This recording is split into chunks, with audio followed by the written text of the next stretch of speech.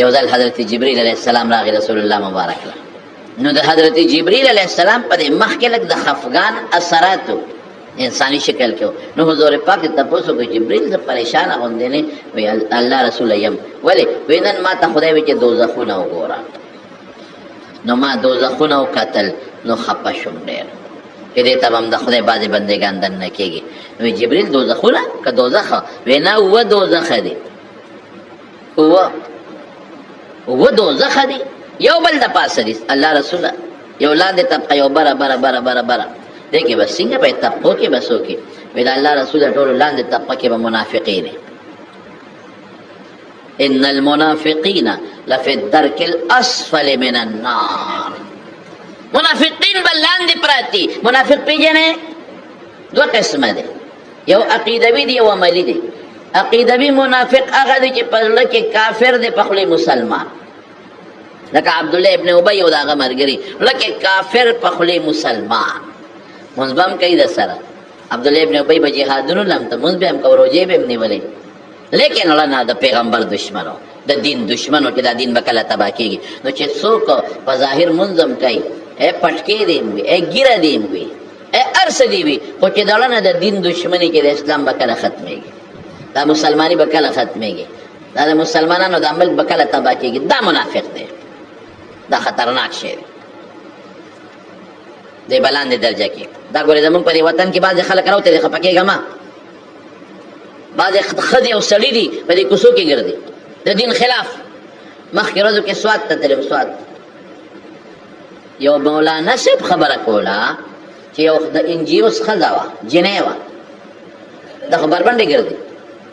نو دا یو کور ته ننوته او په هغه کور کې یو ښځه ناسته وه، د کور کار یې کو او مخامخ په اخور غوا تړلې شوې وه. ګوره اوس ښه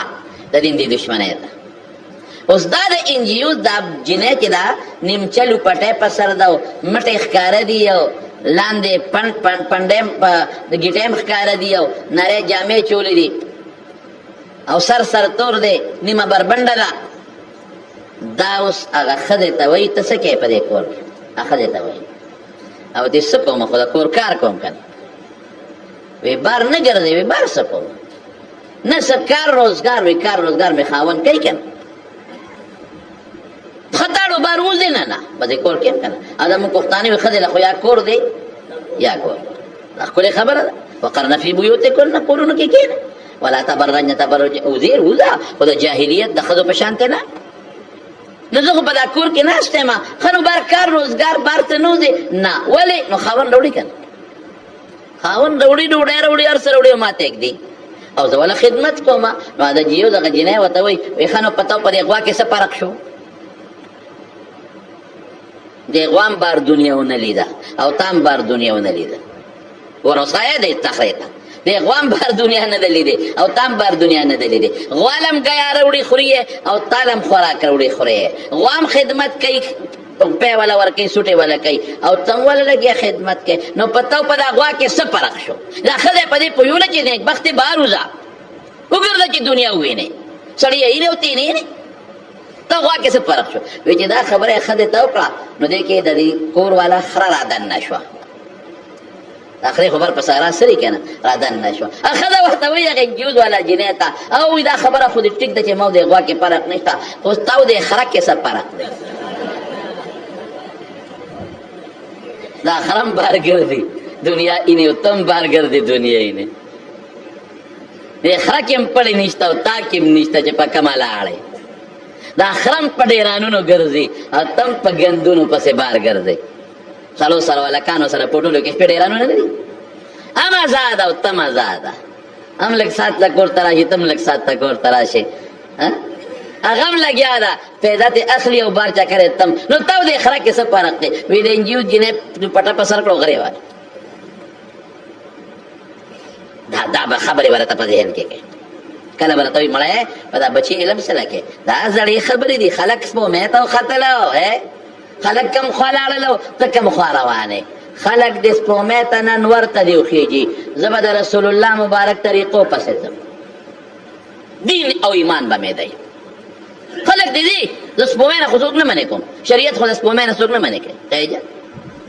د دې خلکو دا خیال دی چې ګنې دا شریعت یو تنګ شی دی. نه نه، شریعت تا د دکاندارۍ نه منې کوي، کوه د یو پسې دوه جوړ کړه، دوه پسې درې جوړ کړه.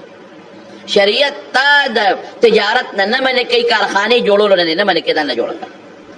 د موټر نه دی نه منې کوي، درې ځانله واله صحابه سره وخانو دا موټر دی. د کور نه دی نه منې کوي، ځانله ښه ښکلی کور جوړ کړه. هغه زمانه کې هغه اوس دا دی. شریعت ته د ځمکې نه منې کوي. د صحابو ما راته تېره جمعه ویلي دي، حضرت عثمان صاحب څونه مالدار، عبدالرحمن ابن عوف رضی الله عنه څونه مالدار، حضرت طلحه دونه مالدار او دومره روپۍ به ورسره چې هغه دا غټې روپۍ به زنګ کېږي. نو دا به په نوکرانو نه شوې صفا کولې، دونه به نو په میدان به یې واچولې، نو اوښان به یې پرې ګرځول، په هغې به یې صفا کولې. عثمان صاحب څونه مالدار. نو دا د خلکو دا خیال دی چې کنې که ما چېرته په بچي علم وکړه، یا ږیره مې پرېښوه، یا پټکې مې په سر کړه، یا د ملا صاحب ته نږدې شم، یا د پیر صاحب ته نږدې شم، نو بس زه په قلا کې بند شم او په کوټه کې بند شم. نه، ولې موږ به ډوډۍ نه خورو، ته به نه خورې، دا ملا به نه خوري، دا خلک به نه خوري، د دنیا د ژوند به ته نه تېروې، موږ به نه تېرو. دا غلطې خبرې دي. حضرت امام ابو حنیفه رحمت الله علیه دونه مالدارو چې کله وفات شو په خزانه کې 54 کروڑه درهم پراتو. درهم پاکستانی روپے نه 54 کروڑ 56 کروڑ شپږ 50. دا غټ خان سره دونه پیسې نشته. دا خو څه خبره نه ده چې سړی عبدالقادر جیلاني رحمت الله علیه دونه مالدارو، څومره لوی پیر دی چې جزونه به په بحري تلل او سوداګري به کوي. مال ګټل منع نه دي، تجارت کول منع نه دي، خو خدای به نه هېروي. یو سړی د امام احمد ابن حنبل ګاونډي و، لور و، لور څټک به و لور، او چې مړ شو نو یو عالم په خوب کې ولیده او تپوس یې ترې وکړه چې ویې کتل په یو کشته باغچه کې ګرځي او مسجد چرچې خوشحاله دی. ورته ویې لکه لوره چې مړ شوې کوم خوا لاړې؟ وی چې مړ شومه نو دې باغ کې جنت کې، او احمد ابن حنبل سره په دنیا کې هم ګاونډي وم، دلته هم ګاونډي. اوس څه کوې؟ اوس څه کوې؟ هغه سره دنیا کې هم ګاونډي وم، دلته هم ګاونډي. دا ملا صاحب راویښ شو، چې راویښ شو د لور کور ته لاړ، ښځې ته یې بله ور وډبم. وی یاره یو تپوس ته نه کوم، ستا خاوند خو ما ډېر ښه ولیده کشته سپینو جامو کې په باغچه کې، دا د جنت نښې ښه، که یو مړ دې په سپینه جامه کې ولید، دا د جنت نښې، د اسلام نښې. برقه ابن نوفل متعلق هغه زمانه کې مړ و چې کومه زمانه کې له حضور پاک ته د دعوت ذکر نور راغلی چې خلکو ته ووایي چې ایمان راوړئ. نو خدیجې رضي الله عنها دې تپوس وکړو، الله رسول ورقه خو دا ویلي چې که زه جمدې پاتې شم او ته خلکو د وطن نه استمداد به دې کوم. او دی هم ویلي چې دا کومه تاله څوک راغلي دي په غار حرا کې، دا هغه فرشته ده چې موسی علیه السلام له راتله. خو تا چې کله د ایمان دعوت ورکو د هغې نه مخکې مړ دی، نو کوم ځای دی ورقه؟ حضور پاک ورته وایي ما په سپینه جامه کې په خوب کې لیدی دی، او چې په سپینه جامه کې دې څوک په خوب کې ولید، دا د ایمان نښې.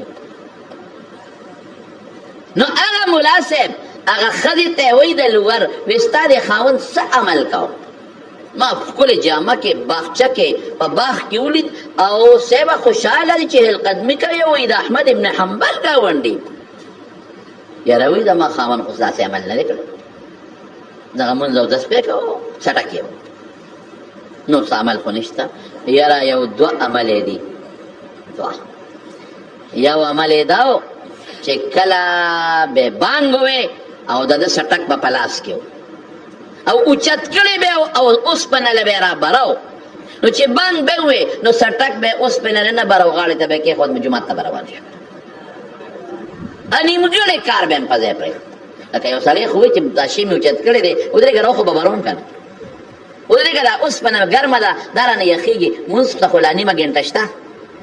دا ګرمه اوسپنه به ووامه رانه یخېږي، اسکاره خرابېږي، دا به نیخ کم، نو بیا به مونځ ته خو لا نیمه ګنټه بعد خو نیمه ګنټه مخکې نه زه چې به د الله نوم واورېد نو څټک که به اوچته مو نو را براو، بیا نه بس کې به یې ښود او منځله به روان شو. دا د الله نوم دې ته وایي. او دویم څه؟ دویم دا چې دی به اکثر بره په چت ودو. امام احمد ابن حنبل به هلته ودو خپل کور کې، نو ده ته به ښکارېده، نو ده به وی یا الله ارمان چې دا بچی مې نه وي، ارمان چې مالدار وي، ارمان چې اوزګار وي، نو ما به مونځ دغسې عبادت کړی چې احمد ابن حنبل یې کوي.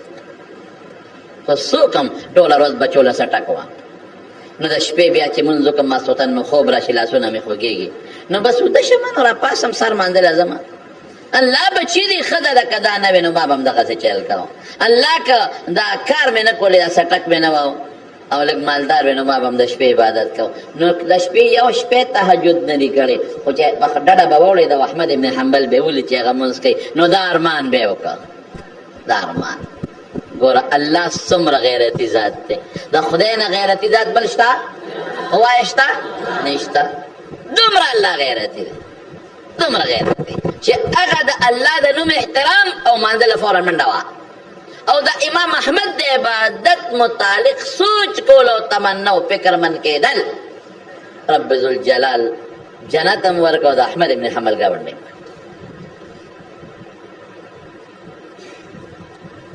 په هر کیف نو څوک به راته دا وایي دا مولیا دا خلک زالو ته رسوي هلکه ملا دې نه منې کوي دین ته انتروش نه دی خپل عبادت کوه تجارت کوه زمینداریم کوه او بخورلم دا هر څه خو چې بانګ ووایي او درته اواز وشو الله اکبر او درته وایي چې حی علی الصلاة باس دی وخت کې کستا د زرګونو روپو هم تاوان کېږي نو هغه تاوان نه ځان بچ که دکان جرنده کا خو زه په منډه او بخور دی او بلې په خوشې کا په باړی بلې باړی ته سورې وکړه چې بل خوا زه ماندله بس د خدای اواز درته د الله د طرف نه شو ژبه د مؤذن ده ژبه د بنده ده ژبه د نیازلي ده ژبه د زید عمر بکر ده خو اواز د چا د طرف نه دی الله نه دا نماینده دی د خدای ولې پټې خبرې ته سوچ کوم دی کې ډېر لوی کمالات دي دا نماینده دی د خدای حی علی الصلاة مانځله راځه شبه او حی علی الفلاح قد افلح من تزکا او چې تا کومه کامیابي غواړې هغې له راځه منډه وه مانځله د خدای د نوم احترام وکړه د خدای د نوم احترام وکړه مانځه ته ودرېږه نو مونږ څوک نه منې کوو افسر هم شه ډایرکټر هم جوړ شه ډاکټر دې هم زوی جوړ کا انجینیر دې هم زوی جوړ کا کارخانه هم جوړه کا لس موټرې والا لس بنګلې جوړې که نه منې کوو شریعت نه منې کوي خو الله مه هېروه منځ مه هېروه خدای مه هېروه نو جبریل علیه السلام نبی علیه السلام ته وایي چې لاندې کومه درجه ده او طبقه د منافقین دي پکې د هغې د پاسه طبقه کې هغه خلک دي چې خدای نه مني د هغې د پاسه چې کومه طبقه ده شپږمه طبقه نو هغه طبقه کې مشرکان دي د هغې د پاسه طبقه کې مجوسیان دي د هغې د پاسه طبقه کې یهودیان دي د هغې د پاسه طبقه کې عیسایان دي او اخلومبه طبقه کې بستا د امت فاسقان فاجران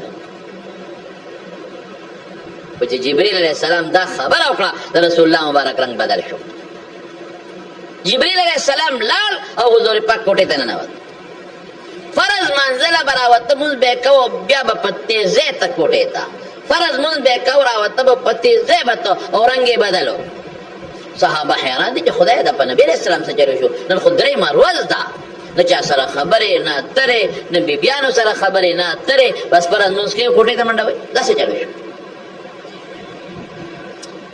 حضرت ابوبکر صدیق رضی الله عنه راغی دروازې وډبوله السلام علیک یا رسول الله